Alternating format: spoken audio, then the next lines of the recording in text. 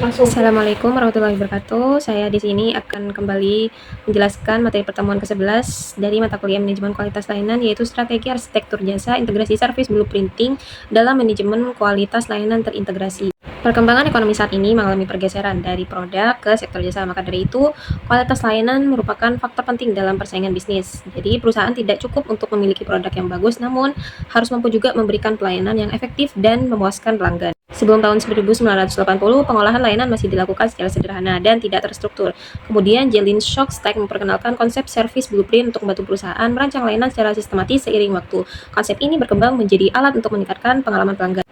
Selanjutnya itu produk dan jasa memiliki perbedaan mendasar. Produk bersifat tangible, sedangkan jasa bersifat intangible dan hanya dapat dirasakan melalui pengalaman. Maka dari itu, layanan terjadi secara langsung antara penyedia jasa dan pelanggan sehingga lebih sulit distandarisasi. Selanjutnya itu prinsip desain layanan, di mana dalam desain layanan terdapat 5 prinsip utama. Yang pertama itu unsur centered atau berpusat pada pelanggan. Yang kedua ada SEO kreatif, yaitu melibatkan semua pihak. Yang ketiga ada sequencing atau layanan yang disusun secara berurutan. Yang kemudian ada keempat ada evidencing, yaitu adanya bukti fisik layanan, dan yang terakhir ada holistic, yang berarti semua elemen layanan saling terintegrasi atau saling terhubung. Service blueprint terdiri dari beberapa komponen utama. Yang pertama ada physical evidence yang dimana merupakan bukti layanan. Yang kedua ada customer action, dimana adalah tindakan pelanggan. Yang ketiga ada on stack action atau interaksi langsung pelanggan dengan staff.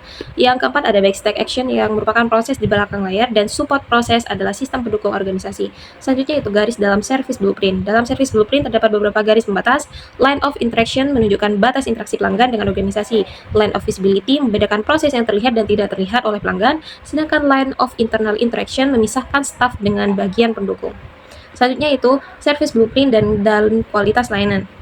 Service blueprint sangat membantu organisasi dalam menjaga kualitas layanan. Dengan blueprint, perusahaan dapat mengetahui proses mana yang perlu diperbaiki sehingga kualitas layanan menjadi lebih konsisten dan sesuai dengan harapan pelanggan. Selanjutnya itu dimensi SERQUAL, di mana terdapat 5 dimensi kualitas layanan. Yang pertama ada reliability atau keandalan layanan. Yang kedua ada assurance, yaitu berkaitan dengan kemampuan kesopanan staff. Yang ketiga ada tangible atau fasilitas. Yang keempat ada empathy atau perhatian, dan yang terakhir ada responsiveness, yaitu daya tanggap dalam membantu pelanggan. Selanjutnya itu model Kano, di mana model Kano ini digunakan untuk memahami kebutuhan pelanggan. Must have adalah kebutuhan dasar yang wajib dipenuhi.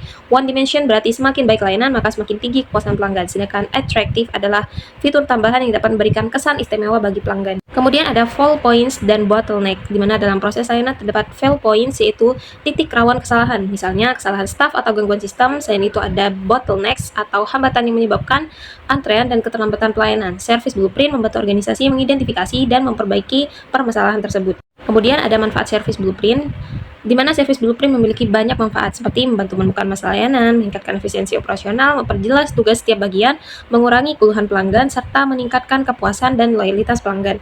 Kemudian ada tahapan membuat service blueprint. Yang pertama yaitu membuat service blueprint dimulai dengan menentukan proses layanan atau akan dianalisis. Setelah itu menetapkan tindakan pelanggan, kemudian interaksi front stack, kemudian proses back stack hingga sistem pendukung.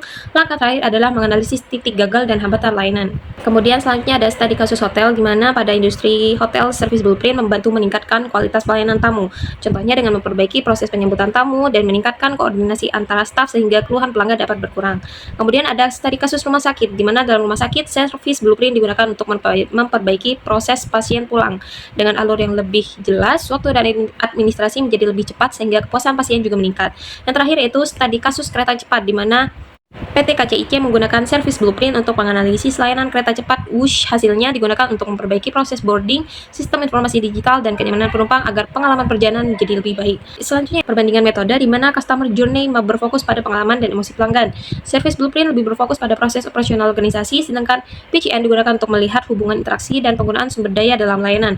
Yang terakhir yaitu ada tantangan service blueprint, di mana meskipun bermanfaat, service blueprint memiliki beberapa tantangan seperti sifatnya statistis, belum sepenuhnya menggambarkan emosi pelanggan, serta membutuhkan kerjasama lintas divisi agar dapat diterapkan dengan efektif.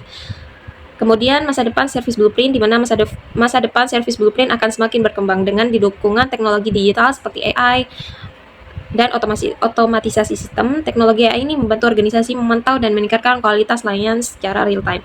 Cukup sekian presentasi dari saya, kurang lebihnya mohon maaf. Wassalamualaikum warahmatullahi wabarakatuh.